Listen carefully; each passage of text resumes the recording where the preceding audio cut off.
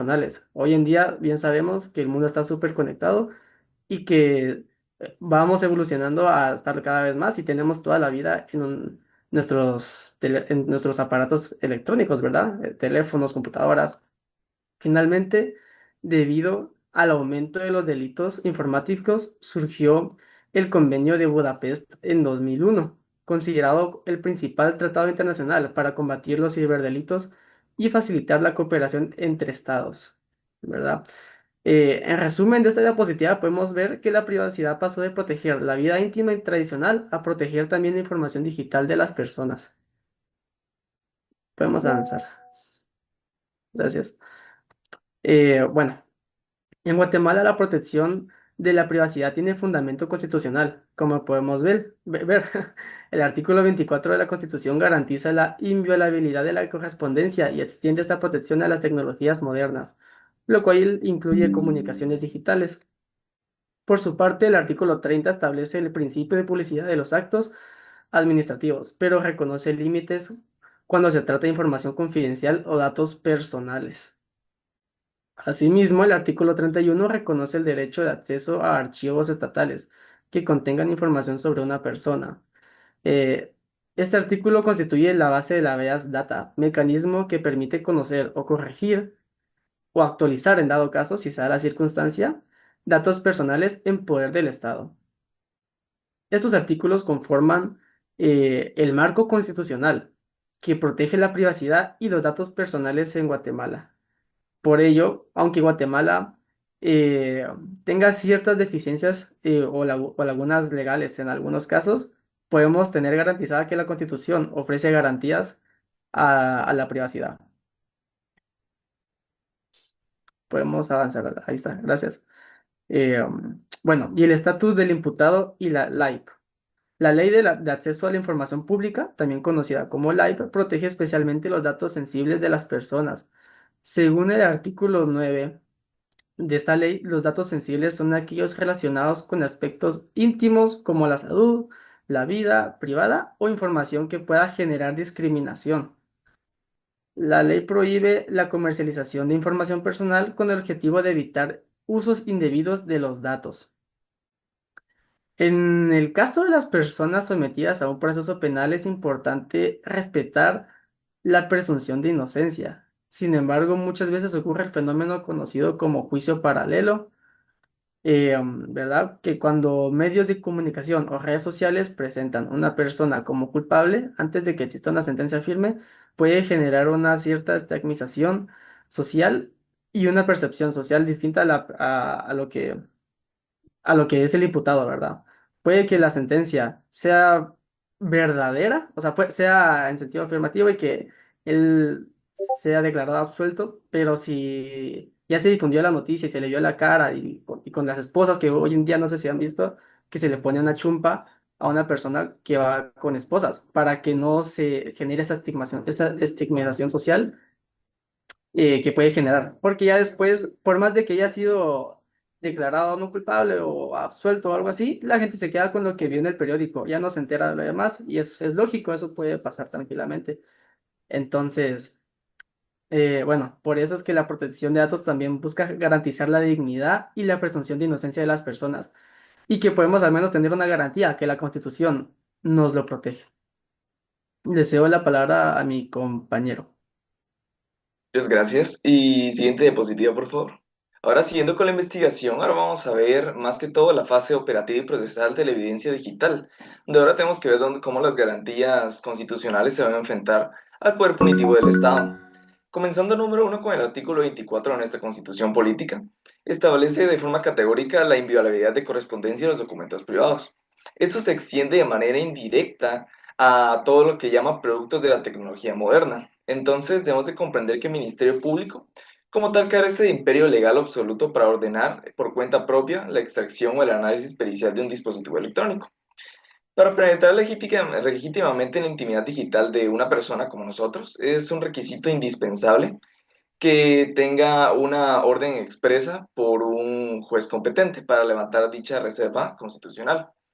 Este procedimiento técnico es lo que nosotros vamos a llamar como el vaciado. Es una práctica forense que es ejecutada por peritos especializados del DICRI o del INASIF, que se utilizan herramientas de software avanzados donde se extrae todo, como puede ser correos, mensajes de texto, chats de WhatsApp, fotos e incluso puede ver la ubicación GPS de nuestros dispositivos.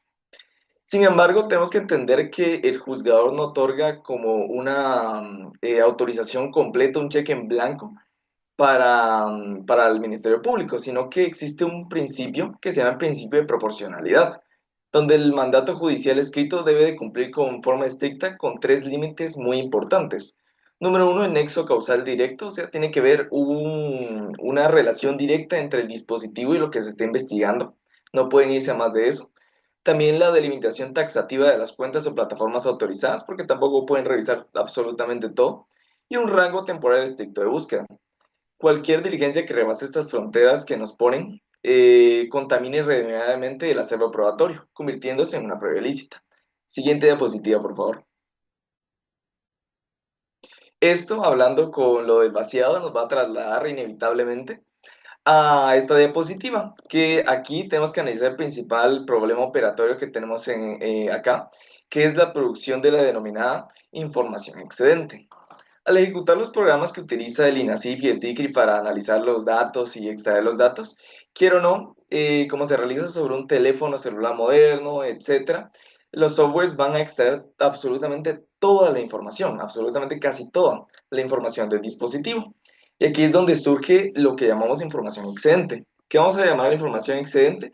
Es toda esa masa de datos que son personales y sensibles de nosotros, que carecen por completo de relevancia para la investigación que se está llevando. Entonces, por ejemplo, esas fotos que tenemos con familiares, conversaciones con amigos o conversaciones privadas de cualquier índole, contraseñas bancarias, historiales médicos e informaciones de nosotros que pues no tienen nada que ver respecto con la investigación, pero aún así se siguen extrayendo. Entonces, la incorporación indiscriminada de estos archivos al expediente penal vulnera de forma flagrante el derecho a la intimidad y destruye la presunción de inocencia del sindicado. Como estaba indicando nuestro compañero Renato, se forma aquello que llamamos el juicio paralelo, que se realiza por personas, sujetos procesales o terceros que se enteran de las situaciones que se están pasando. Y en la opinión pública, que ocasiona un daño reputacional irreversible antes de que exista una sentencia firme. Procesalmente, el Ministerio Público está obligado a su principio de objetividad, de que habíamos hablado antes, que está regulado en el artículo 181 del Código Procesal Penal, a descartar y utilizar toda esta información íntima. Si la Fiscalía insiste en fundar su caso con datos excedentes, la defensa técnica debe de tachar la prueba de impertinente, según el artículo 183 del mismo cuerpo legal y activar la vía de la actividad procesal defectuosa, la cual vamos a encontrar entre los artículos 281 al 284, para exigir su exclusión definitiva del proceso. Siguiente diapositiva, por favor. Finalmente, por mi intervención, debemos de abordar lo que llamamos la ciberseguridad institucional y técnica a través de la cadena de custodia y el almacenamiento digital. En la prueba digital vamos a encontrar un principio que me pareció muy interesante respecto a eso, que es el principio de mismicidad, que es un principio de doctrina forense en el cual dice que los indicios electrónicos recolectados en la escena del crimen o resguardados en los servidores públicos tienen que ser exactamente el mismo que se valorará en la audiencia. Porque tenemos que entender de que este tipo de pruebas y todo este tipo de información pues son datos informáticos y se tiene que proteger muy bien la consistencia de ellos, ya que no pueden cambiar. Entonces se asegura que sus metadatos no hayan sufrido alteraciones mínimas incluso.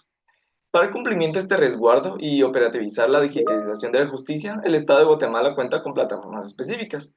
Por ejemplo, como el organismo judicial utiliza el sistema de gestión de tribunales o el casillero electrónico, o el Ministerio Público el sistema de información de control de casos, donde se centralizan las declaraciones, peritajes y datos sensibles de las partes. La seguridad de estas plataformas se basa en la restricción de accesos y la trazabilidad, que la trazabilidad es encontrar toda esa información de personas que han accedido a esos sitios. Toda persona que haya accedido a estos sitios deja una huella digital irreversible, la que conocemos como un log, que registra el nombre del usuario, la fecha y hora exacta de la consulta, brindando el carácter reservado de las actuaciones para extraños que estipula el artículo 314 del Código Procesal Penal. A pesar de que existan estos protocolos, tenemos que entender de que nuestro sistema tiene ciertos riesgos aún así, porque no todo es totalmente inviolable, Por ejemplo, tenemos número uno, la filtración interna por riesgo humano, o sea, funcionarios que filtran dicha información y se los venden a la prensa, etcétera, a diferentes sitios.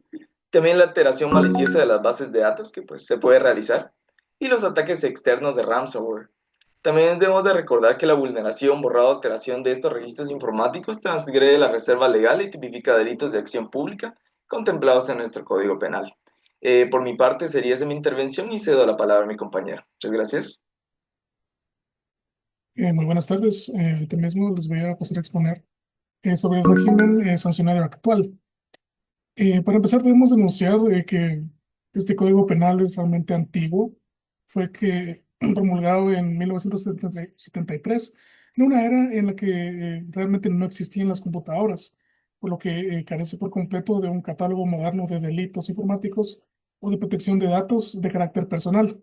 Ante este vacío, los operadores de la justicia se ven obligados a realizar un ejercicio de adecuación forzada, intentando encuadrar las conductas cibernéticas modernas en los tipos penales tradicionales que protegen el secreto y la correspondencia. En la práctica, la Fiscalía recurre principalmente a tres figuras. Número uno sería la violación de correspondencia y papeles privados. Esto contenido en el artículo 217, donde la cláusula abierta que dice o de otra naturaleza que se encuentra casi al final del artículo es demasiado vaga, dice, y permite que los jueces puedan incluir mensajes de WhatsApp, correos electrónicos, mensajes de texto, entre otras cosas. Sin embargo, la sanción para quien intercepta ilegalmente el teléfono de un sindicado es una simple multa económica, lo cual resulta ridículo y desproporcionado frente al daño que puede provocar. Número dos sería la revelación de secretos. Eh, un delito crítico cuando la filtración de datos reservados en la etapa preparatoria proviene de los propios funcionarios del Ministerio Público o del organismo judicial, con el fin de generar una condena social previa. Pese a que lesiona gravemente la presunción de inocencia, la estructura punitiva es sumamente débil, pues no contempla prisión ni inhabilitación especial automática del cargo. La tercera figura sería el uso de nombre público supuesto. Esto contenido en el artículo 337. Esto es aplicable al entorno digital cuando, por ejemplo, particulares o investigadores crean perfiles falsos, utilizando la identidad del procesado para extraer datos de su entorno cercano o destruir su reputación en el debate público. En síntesis, nos enfrentamos a un régimen penal obsoleto, cuyas penas no logran disuadir la vulneración de datos en una sociedad donde realmente todo el mundo está conectado y todo el mundo tiene datos sumamente delicados en sus dispositivos. Pasando a la siguiente diapositiva, el vacío legislativo en Guatemala. Eh, A diferencia de la mayoría de países de la región como México, Colombia, Costa Rica, Guatemala sigue siendo uno de los pocos estados que no cuenta con una ley general especializada en protección de datos personales. Lo que tenemos es un marco fragmentado e insuficiente, donde la Ley de Acceso a la Información Pública nació para garantizar la transparencia del Estado, pero jamás fue presentada para regular cómo el Ministerio Público trata la información privada dentro de una persecución penal. El Congreso de la República no ha sido ajeno a esta crisis, pero las propuestas han quedado sistemáticamente engavetadas. Por ejemplo, la propuesta más avanzada ha sido la iniciativa 6103, denominada Ley de Protección de Datos Personales en Poder de Terceros, lo cual recibió un dictamen favorable e incluso avanzó al segundo debate en enero de 2023, inspirada en los altos estándares del Reglamento General de Protección de Datos de la Unión Europea. Sin embargo, quedó completamente estancada, pues después, antes del tercer debate, en diciembre de 2024, se presentó la iniciativa 6464, enviada a la Comisión de Asuntos de Seguridad Nacional, donde permanece pendiente de dictamen junto a otras propuestas rezagadas de los años 2025 y el presente año 2026.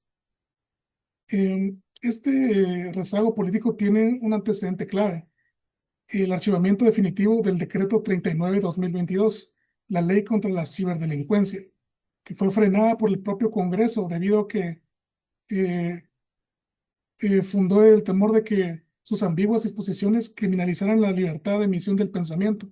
No obstante, este estancamiento y la falta de voluntad política golpean directamente al sindicado, pues al no existir una ley especializada, no hay reglas claras sobre cómo tratar la evidencia digital. Carecemos de una autoridad autónoma de control y se facilita la sobreexposición de datos personales y sensibles, dejando al imputado en un evidente estado de indefensión legal. Pasando al siguiente dispositivo, las conclusiones claves de la investigación. Para cerrar nuestra disertación, presentamos las tres conclusiones fundamentales a las que han llegado nuestro grupo en esta investigación. En primer lugar, concluimos que las garantías constitucionales de los artículos 30 y 31 de la Constitución quedan sumamente cortos en la práctica procesal penal. Aunque la teoría dota al ciudadano de la acción constitucional del habeas data para rectificar o frenar la información que el Estado posee sobre él, este mecanismo carece de una celeridad y el dinamismo necesario, permitiendo la difusión lesiva e impulsiva de los datos del sindicado y que se pueda viralizar, por ejemplo, en redes sociales o en medios de comunicación mucho antes de que se logre una resolución judicial, provocando un desamparo y un daño reputacional irreversible. En segundo lugar, la práctica pericial del vaciado y extracción de datos en dispositivos móviles por parte del Ministerio Público vulnera de forma constante el principio de proporcionalidad, debido a que el sistema procesal penal carece de un filtro judicial riguroso que separe y depure la información excedente. Al incorporarse el contenido integrado del dispositivo al expediente, se expone la vida íntima y familiar del procesado, sin que esto aporte ningún valor real a la investigación penal. Y finalmente, con una propuesta del eje Ferenda, se evidencia la urgencia imperativa de que el Congreso de la República apruebe una ley de protección de datos personales enfocada con precisión en el ámbito penal. Es urgente identificar adecuadamente los ciberdelitos, fijar protocolos uniformes para la evidencia digital y sancionar con rigor de prisión a los funcionarios que filtren información confidencial. Mientras las iniciativas 6103 y 6464 siguen archivadas por falta de voluntad política, el ciudadano y el sindicato continuarán totalmente desprotegidos frente al avance desmedido de la tecnología y el uso arbitrario del poder punitivo del Estado. Y con esto pues finalizamos nuestra posición. Este fue el grupo número 6 y se lo agradezco mucho.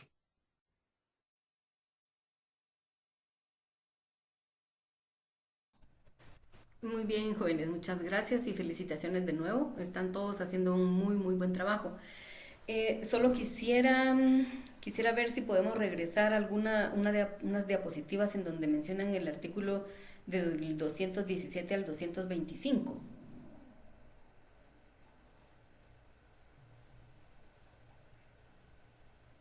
¿Qué contienen esos artículos específicamente? Sí, permítanme un segundo, ahorita lo voy a mencionar.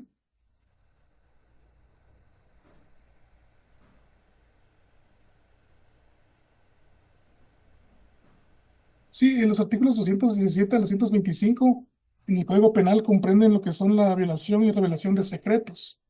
Eh, Esto, como dice la diapositiva, es una adecuación forzada, porque realmente estos delitos y estas tipificaciones fueron creadas en un tiempo en que no existían los delitos cibernéticos. Le pongo el ejemplo leyendo el artículo 217, dice, la violación de correspondencia y papeles privados, dice quien de propósito o para descubrir los secretos de otro abriere correspondencia, pliego cerrado o despachos telegráficos o telefónicos, y lo más importante, lo que resaltaba originalmente, la frase que dice, o de otra naturaleza.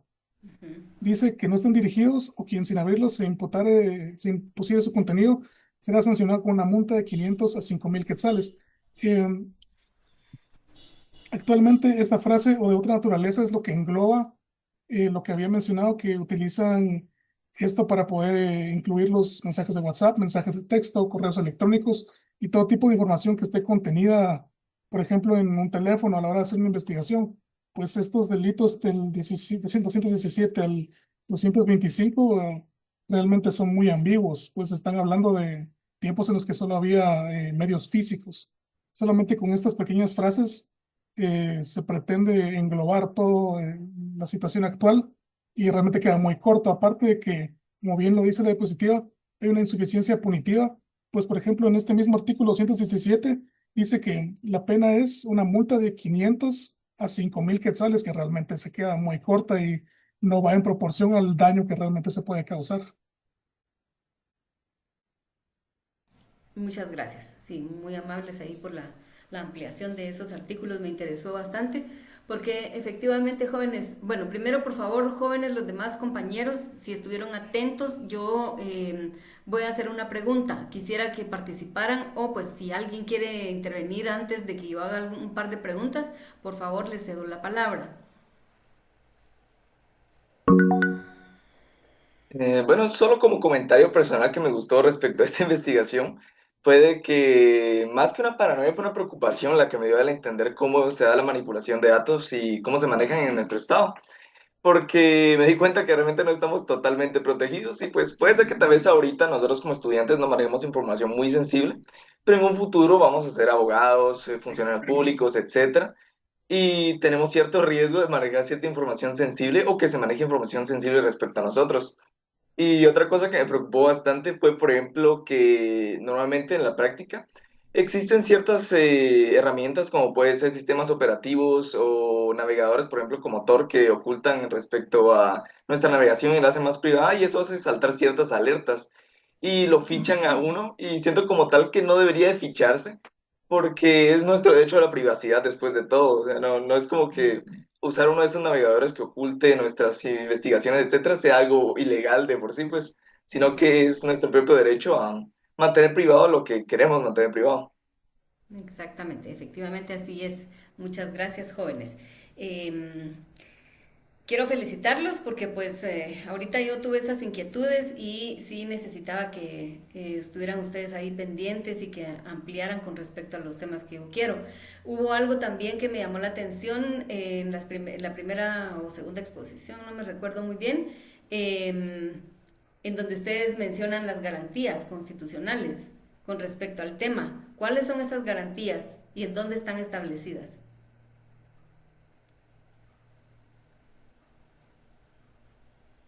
Tenemos la garantía del artículo 24 constitucional. Les doy la palabra a mi compañero si desea hablar. Saúl, por favor. Sí, de hecho, licenciada, eso, que no sabía si era para los expositores o para nosotros, pero sí es el artículo 24 que garantiza la inviolabilidad de correspondencia de documentos y libros. Sí, exactamente. Sí, pero miren pues jóvenes, veamos que desde un principio y dentro de los antecedentes debieron ustedes también colocar algo muy importante. Si ustedes se van al inicio de nuestra Constitución Política de la República, encontramos el preámbulo, ¿verdad? Y en el preámbulo se supone que es como que la directriz o como un datos generales o como se podría decir como la guía, ¿verdad?, de la constitución política. Ahí encontramos nosotros los principios axiológicos. Se supone que dentro de los principios axiológicos, en el principio de seguridad, debería de incluir todo eso. Seguramente sí, ¿verdad? Porque ahí dice los principios de seguridad, justicia, igualdad, libertad y paz. Me quedó uno, legalidad creo. Pero porque esos principios son los que son como la base de la legislación dentro de la Constitución Política de la República de Guatemala. Sin embargo, la seguridad, aquí como lo menciona, seguridad es tan amplio, pero tan amplio, que nosotros vemos que seguridad para la protección de nuestros datos personales no existe en la legislación como tal. Porque sin ir muy lejos, yo les mencionaba con respecto a la tesis que elaboré, en donde es el acceso a la información pública está en todas las entidades del Estado. Ustedes, hay un apartado y ahí dice información pública y ustedes pueden ver. En las municipalidades, por ejemplo, aparecen las remuneraciones de todos los empleados y ahí tenemos correos electrónicos, números de teléfono, el horario, el puesto y hasta lo que ganan, ¿verdad? Entonces, por esa razón es que también se da a que personas malintencionadas o personas que quieren hacer algún daño específico o sencillamente porque les da la gana, ¿verdad? Y quieren llamar la atención, que ese es otro tema también con respecto a las plataformas que hay ahora digitales, sustraen esa información y publican, ¿verdad? Y entonces empieza la gente y es un debate y empieza la gente a opinar también con respecto a y se vuelve algo viral, ¿verdad? Porque ese es el objetivo de muchas personas que tratan de hacer esa situación, de crear una situación así. Las garantías constitucionales, sí, efectivamente en el artículo 24 sí lo establece la inviolabilidad de la correspondencia y tecnologías modernas. También establece la protección o la inviolabilidad de los documentos, libros, etcétera, etcétera, ¿verdad? Pero sabemos que no, nosotros corremos mucho riesgo, y bien lo dijo el compañero. Ustedes ahorita por ser estudiantes pues tal vez no le tengan mucha importancia a eso o no lo tomen muy en cuenta, pero yo acostumbro ahora ya de profesional, y es un consejo que les voy a dar también, a que manejen dos teléfonos, dos aparatos telefónicos. En un teléfono ustedes pueden tener a sus amigos, sus familias, chats de los amigos, chat de los primos, chat de los tíos, chat de la familia completa y a vida y por haber, ¿verdad? Pero en el otro teléfono yo les recomiendo que sean única y exclusivamente cosas profesionales, en donde los pueden contactar algún cliente, en donde ustedes pueden enviar información sobre cómo va un proceso, aunque ahora ustedes saben muy bien de que si, por ejemplo, yo empiezo a llevar un caso que corresponda a un proceso sucesorio intestado, con solamente tener yo ya erradicado el proceso sucesorio intestado, ya tengo un número con el que yo puedo hacer las consultas, ¿verdad? Entonces, a mi cliente yo le voy a decir, bueno, mire, sí, mientras menos contacto tengamos con personas externas de nuestros celulares, de nuestros aparatos telefónicos, es mucho mejor. Les voy a contar algo y quiero que por favor lo tomen muy, pero muy en cuenta.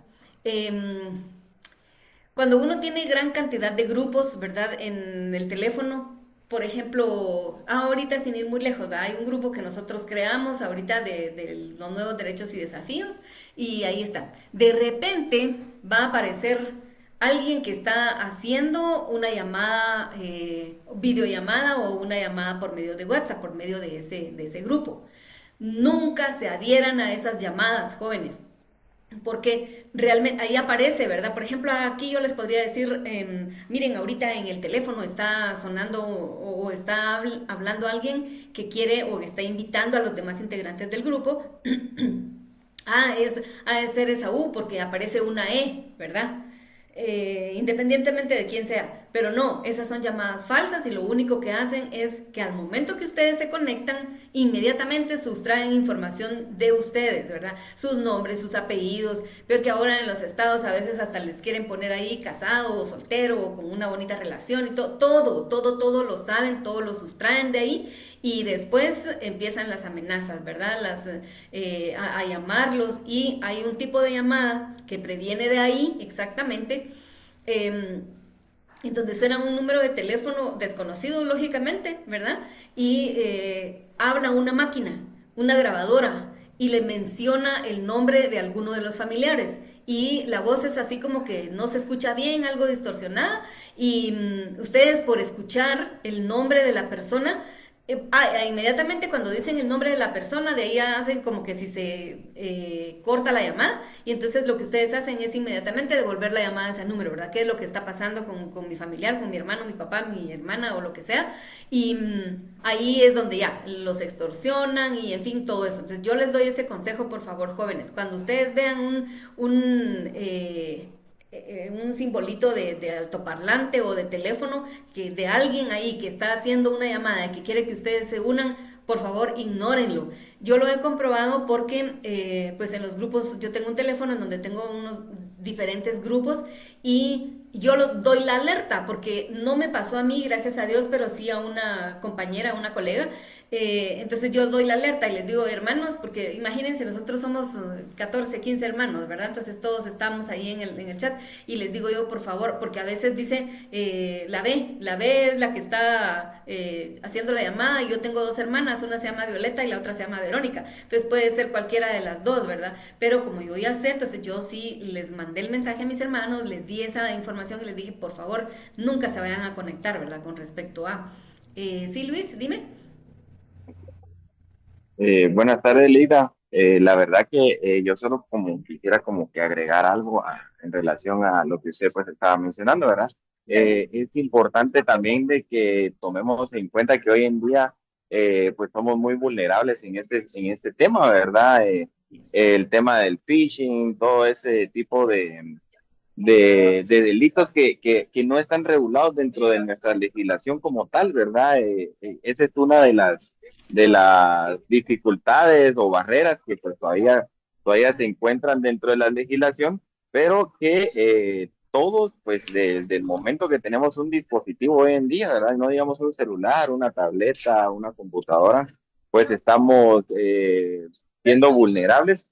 Y quisiera poner como un ejemplo, ¿verdad? Hoy en día se da el tema de que le envían un mensaje de texto a uno, ¿verdad? Le mandan un mensaje de texto y tal vez no directamente una llamada, como usted lo comentaba, pero a mí me pasó y no accedí a nada porque al final de cuentas uno pues está ahí, así como coloquialmente decimos, ¿verdad? Está en la jugada, entonces uno dice, no, esto es phishing, ¿verdad?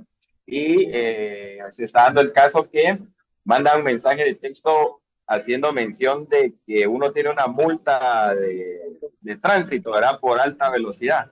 Y le mandan un link como...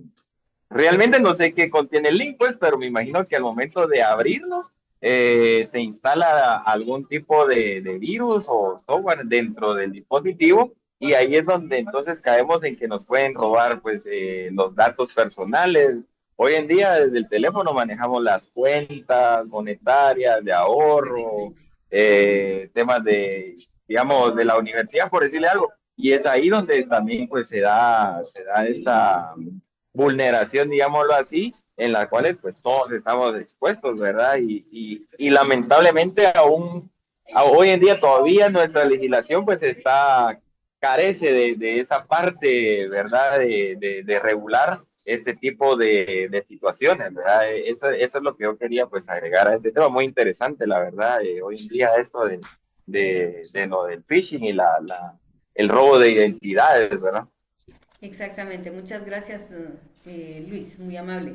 Y sí, jóvenes, ya ven, por ejemplo, en el artículo 24, que menciona ahí la inviolabilidad de correspondencia, documentos y libros.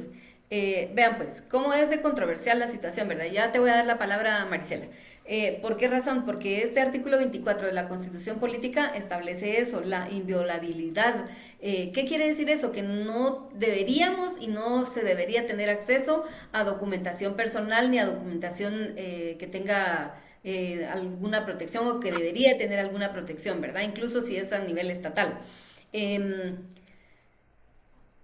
pero sin embargo, existen, sí se violan esos derechos o sí se viola esa parte. ¿Por qué? Porque, como les repito, tanta información que hay, sin ir muy lejos, las tarjetas de crédito. No es cierto, esto de la inviolabilidad de correspondencia y documentos y libros, esto no, como que quedó así como ustedes dicen, obsoleto, y yo sí considero también como que de suma emergencia o urgencia una modificación, unas reformas tanto al Código Penal como al Código Civil, al Código Procesal Penal, ¿verdad? Y no digamos pues al Código Procesal Civil y Mercantil también. ¿Por qué, jóvenes? Miren con lo de las tarjetas de crédito, de repente, ustedes no me dejan mentir, pero los llaman de X banco. Y que mire, que porque sabemos que el récord crediticio y que ofreciéndoles tarjetas de crédito de otro banco que ustedes ni siquiera manejan cuentas ahí. Entonces, ¿de qué cuenta, valga la redundancia, este banco tiene mi información personal? Porque es una información personal del otro banco, ¿verdad? Y es precisamente por eso, pero como no hay una regularización con respecto a las penas que se deben imponer, ni tampoco están considerados como delitos graves o delitos los que pueda uno temer, ¿verdad?, caer en ese delito, entonces no hay seguridad, no hay protección ahí en ese caso. Yo les cuento, a ustedes les ha de haber pasado, ¿verdad? Sin ir muy lejos, hace tal vez como unos 6 meses o un poquito menos, me clonaron mi tarjeta. Pero imagínense, pues yo, y no era una tarjeta de crédito, sino una tarjeta de débito, que es bien, creería yo que difícil, ¿verdad? Pero no, resulta que yo salí, fui a 2 centros comerciales, hice unos pagos y cuando yo regresé, acá me recordé que tenía que pagar en línea mi servicio de internet, ¿verdad? Y también dije, voy a aprovechar para pagar también el servicio de energía eléctrica. Y entonces, pues como lógicamente uno primero tiene que consultar su saldo y todo, cuando yo vi, mi saldo hasta abajo, se los juro. Y entonces yo, lo primero que pasa es el susto, porque yo me asusté y da así como cierto temor, porque dice uno, pero ¿y por qué, verdad? Entonces yo dije, empecé a ver mis vouchers de los pagos que yo había hecho en esa mañana, y porque yo dije, de repente me cobraron de más, ¿verdad? O por se les fue ahí un número, o qué sé yo. Pero en un momentito que yo estaba haciendo un pago en Max, en las tiendas Max de un centro comercial de acá, comprando un aparatito ahí, un micrófono, no me recuerdo qué era. En ese mismo momento, tal vez como a los 7 minutos después de yo haber hecho el pago, me hicieron una compra de más de 2,000 quetzales en la farmacia Cruz Verde de Teculután, Zacapa. Y luego, bueno, yo salí de ahí y todo eso, yo no me había dado cuenta, ¿verdad? Ahí hasta que regresé yo acá a la casa. Luego pasé a otro supermercado a comprar abarrotes y todo y pagué. Y también en el momento en el que yo estaba haciendo ese pago, me estaban cobrando otra vez en la farmacia, de la farmacia Cruz Verde en Teculután, una cantidad de más de 3,000 quetzales, ¿verdad? Entonces fue en un ratito que yo había perdido casi 6,000 quetzales en ese entonces y yo inmediatamente llamé al banco y lo que hice fue que por medio de llamadas como que no, mejor me fui a la agencia del Banco Industrial, imagínense, y me fui a la agencia y me dijeron, sí, fíjese que efectivamente, bueno, pues miren, no puede ser porque yo aquí tengo mi tarjeta, yo hice estos pagos y están pues así como que los pagos simultáneos, ¿verdad? Entonces, sí, que fíjese que se lleva 120 días para que se pueda devolver ese dinero. Entonces yo les alegué y les dije que cómo era posible que yo iba a esperar 3 meses o 2 meses si no era responsabilidad mía, ¿verdad? Y efectivamente como a los 4 días pues ya estaba otra vez el dinero en mi cuenta, pero hay que tener mucho, mucho cuidado con eso. Sí, Marisela, dime. Gracias, licenciada. Un caso similar más o menos a lo que usted plantea, ¿verdad? Fíjese que mi duda es qué pasaría en el caso del robo de un celular. Y cuando roban el celular, acceden al correo electrónico de la persona. Entonces, a la hora de que, digamos, le mandan mensajes al propietario original, por así decirlo, del celular, eh, se da cuenta que inician, así como usted dice, va, sesiones en otros lugares, así en Zacapa, en otro lugar. Lo penoso aquí es de que cómo se haría para, digamos, para que ya no tengan acceso o control, porque así como usted dice, ¿verdad? Pueden empezar a bajar todos los datos personales de esta persona y solicitar hasta un préstamo o comprar pasajes para viajar al extranjero Ujú. o pedir un crédito incluso. Entonces, le pregunto esto porque sucedió en la familia y sinceramente, pues hasta psicológicamente la persona está muy mal, va que hasta apaga sus cámaras, le quita Sí, la batería al celular y hasta uno entra en aquellas paranoias de, ay, no es posible, pues que exacto. a Miren, uno puede eso, hacer algo así. Y, sí, gracias Maricela. Y fíjense que sí, ese es uno de los objetivos también, intimidar a la persona, ¿verdad? Con llamadas o con el hecho de haber hecho. Yo sinceramente les digo, yo ese día yo me asusté así tanto que yo dije, "Ala, ¿y cómo puede ser eso, verdad? Pero yo considero, miren pues jóvenes, para cómo vamos, cómo va la evolución, cómo va la tecnología, porque la tecnología va evolucionando día a día, todo esto creo yo que se va a poder lograr por medio de la inteligencia artificial. Creo que ese es uno de los caminos en los que las entidades gubernamentales o el Estado en sí debería de encaminar para poder detectar todas estas cosas, ¿verdad? Esa es como mi percepción, ¿verdad? ¿Por qué? Porque recuérdense que ya existe eso de la inteligencia artificial y hay muchos cursos, hay muchas cosas en las que uno debe incursionar precisamente para tener la noción de cómo manejar esa inteligencia artificial también, ¿verdad? Porque no hay otra forma, yo considero que no existe otra forma, sistemáticamente, cibernéticamente y todo, tal vez sí, pero las personas que van a manejar todo eso deben de ser personas súper capacitadas también, ¿verdad? ¿Sí, Dulce?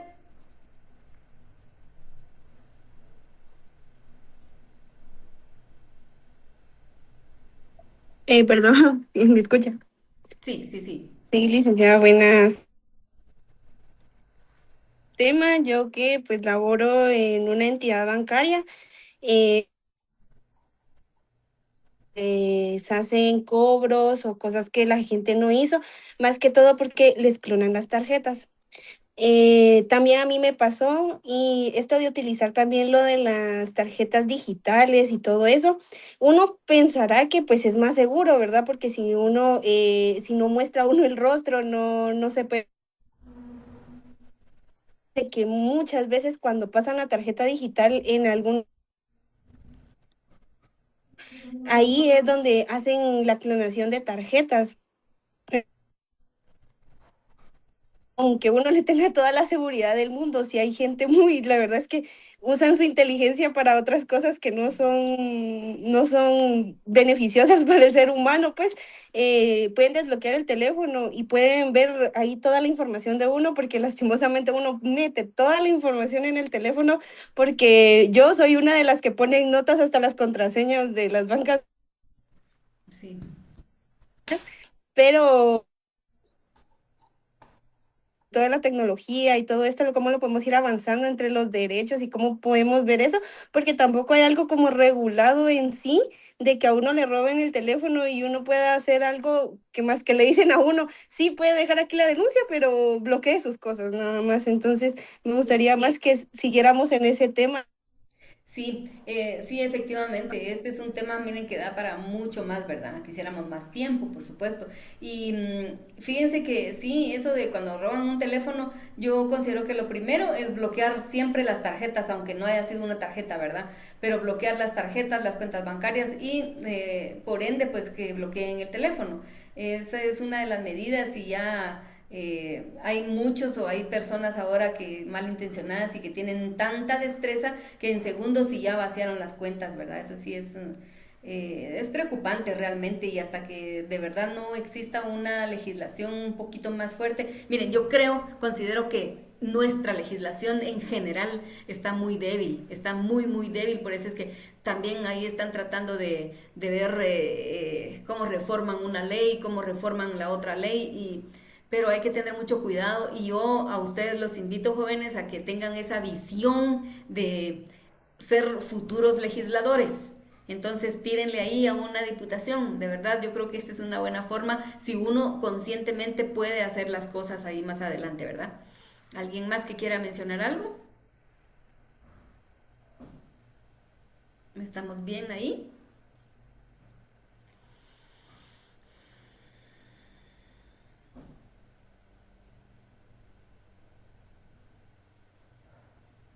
A ver, jóvenes, ¿ya nadie quiere intervenir con este tema?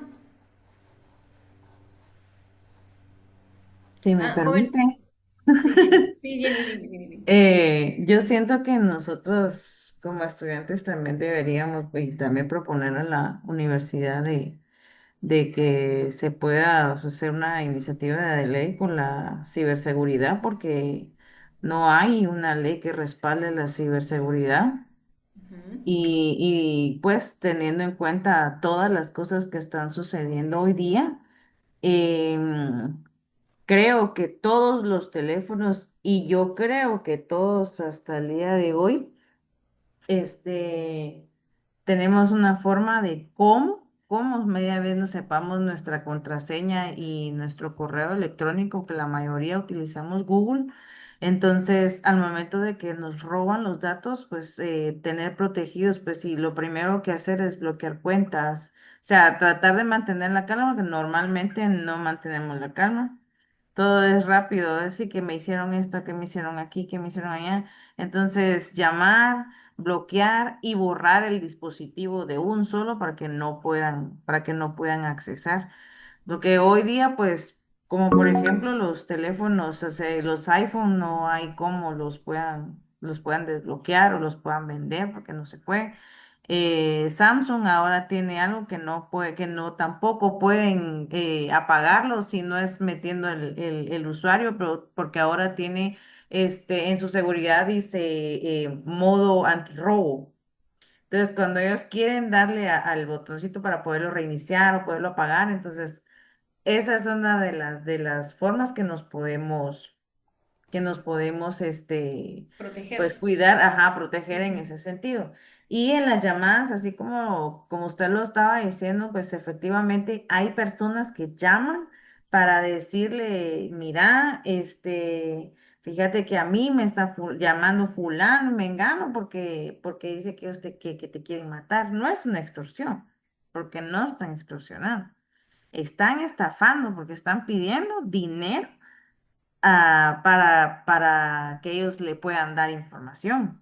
Entonces, hay personas, a nosotros nos contó el caso, el licenciado que nos da el derecho probatorio, em, que un cliente de él depositó 25 quetzales y lo detuvieron por eso, por estafa. Exactamente, sí.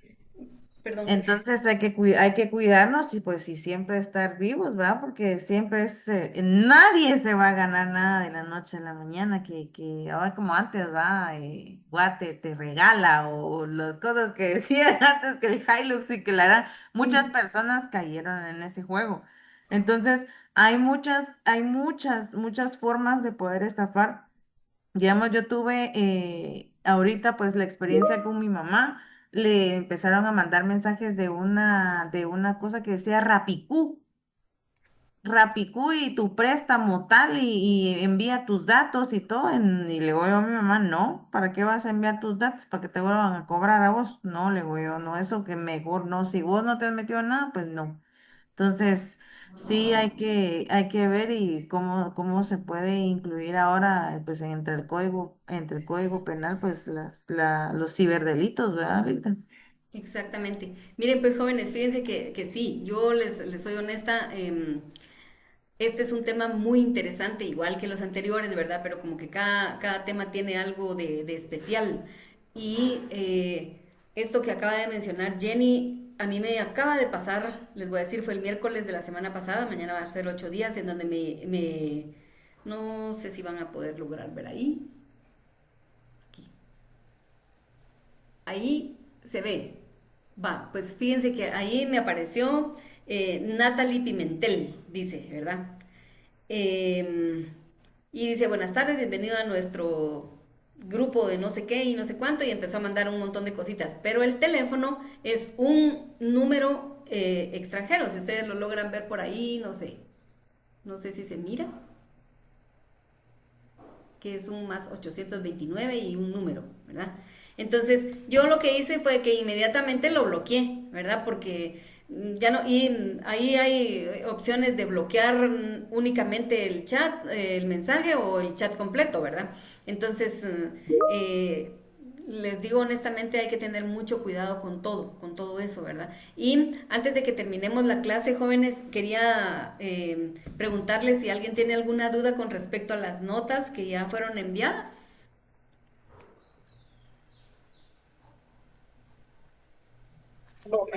Todo bien, Linda. Ah, bueno, miren, pues les voy a hacer una aclaración. Sí, dime, Daniel, Sí, licenciada, yo tenía dudas. No sé si, dime, ¿cuál es tu duda? por ahí, si se pudiera, si pudiéramos revisar la nota, o no sé Va. qué información. Bueno, miren, pues les voy a decir algo. Revisión de exámenes no hay en estas preespecializaciones. No existen. Y les voy a decir, yo con todo gusto les podría enviar un pantallazo ahí del examen, cómo lo respondieron ustedes, ¿verdad? Y cuáles son las respuestas correctas. Pero lo que sí puedo hacer es que tal vez el viernes de esta semana yo les doy las respuestas para que ustedes vean en dónde fallaron, ¿verdad? Porque a mí me gusta, eso es lo que hago yo también con mis estudiantes en presenciales, ¿verdad? Cuando acabamos de examinar, antes de que ellos se enojen o qué sé yo, les digo, bueno, paciencia jóvenes, vamos a resolver el examen y lo resolvemos, ¿verdad? Entonces en clase para que ellos vean sus errores. Creo que hay 4 personas que sacaron 15 puntos. Por favor, no se asusten y no me digan, ay, no voy a llegar a la zona, porque recuérdense que para llegar a la zona no solo nos va a valer el trabajo y el examen, sino que también tenemos parte de la asistencia. Entonces, por favor, jóvenes, no se distraigan, no se vayan a otro lado, conéctense, porque esa es una forma para que ustedes puedan no solo aprender, porque sinceramente les digo, yo felicito a todos los grupos, han hecho las clases muy amenas, muy interesantes, y todos estamos aprendiendo algo nuevo, ¿verdad? Entonces, No se preocupen a las personas que sacaron 15 puntos porque como les digo, yo no vengo aquí a dejar a nadie, a nadie. Y ahí sí que aunque sea raspaditos, pero me van a ganar toditos. Así, ¿verdad? Otra situación es que hay una persona, quiero ver si está aquí todavía conectada la persona que sacó 30 puntos. Sí, Leida, Luis. por acá estoy. Ah, Sí, vale. ¿Podrías activar tu cámara? Ahí está Luis. por acá estoy. Vale, muchas gracias. ¿Tú de dónde eres? Dice que soy de San Miguel Petapa, vivo en San Miguel Petapa, pero soy de Petén, pero vivo en San Miguel Petapa. Vives en San Y Miguel Petapa. trabajo en zona uno, me mantengo en zona uno, ¿En de lunes dónde? a viernes. ¿Dónde me dijiste tu lugar de trabajo? En zona uno, la Ah, va. dirección es 14 calles, si quiere apuntar. 14 No, calles. mejor me lo vas a escribir en privado, a mi Ah, número. perfecto. Sí, ¿ves? Y te felicito porque pues le hiciste un excelente trabajo. Y miren, jóvenes, muchos se me confundieron en las dos preguntas que yo puse. Ninguna de las anteriores o todas son incorrectas. Ahí se me confundieron todos, ¿verdad? Entonces sí recuérdense que valía 3 puntos cada una de esas preguntas. Pero te felicito, hiciste un muy buen examen y sí, voy a querer tus datos porque yo te voy a hacer llegar un presente de mi parte, ¿ves? Ok, licenciada, muchas gracias, le agradezco y la verdad que le agradezco esas palabras y que sirven de motivación pues para seguir Claro que sí. avanzando, ¿verdad? Día a día. Así Muchas es, y así gracias. quiero, vaya, de nada, y así quiero que se motiven todos los demás, porque todavía tenemos en juego el examen final, ¿verdad? Si en el examen final no me importa si son 5 o 10 los que me puntean la nota completa, yo les hago llegar su presente, ¿oyeron? Así es de que ahorita pues a disfrutar otra vez el partido, yo me perdonan, pero yo sí soy fanática del mundial, no de todo el fútbol, pero sí del mundial, y que se lo disfruten y que pasen una muy buena tarde, les mando un abrazo a todos. Igualmente, licenciada. Feliz Gracias. tarde a todos. Gracias, licenciada.